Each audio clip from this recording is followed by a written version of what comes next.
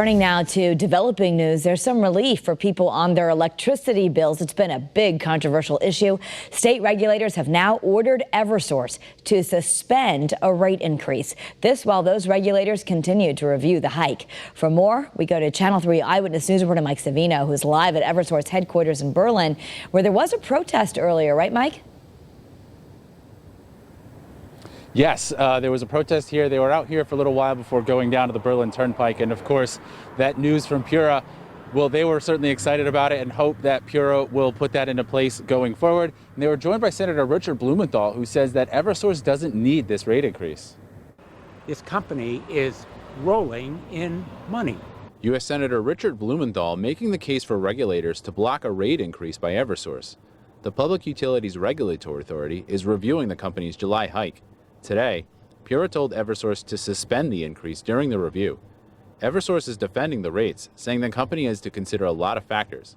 One of them is customer expectations for a safe and reliable power grid. We take that very seriously, and we want to make sure that that power stays that way. But Blumenthal says Eversource's earnings report this week paints a different picture.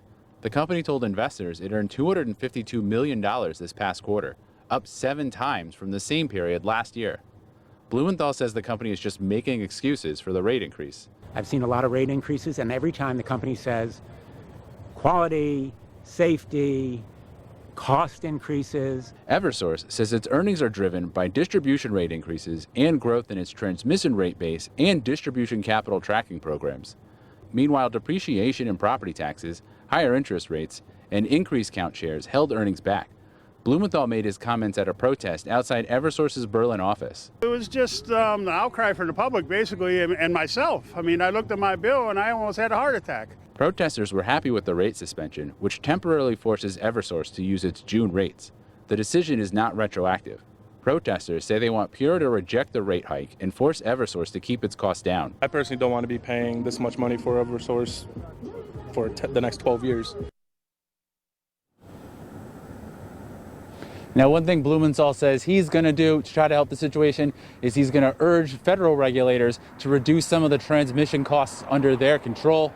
Meanwhile, Eversource says that they will be working to get this rate revision into place as quickly as possible for the next billing cycle. Reporting live from Berlin, Mike Savino, Channel 3 Eyewitness News.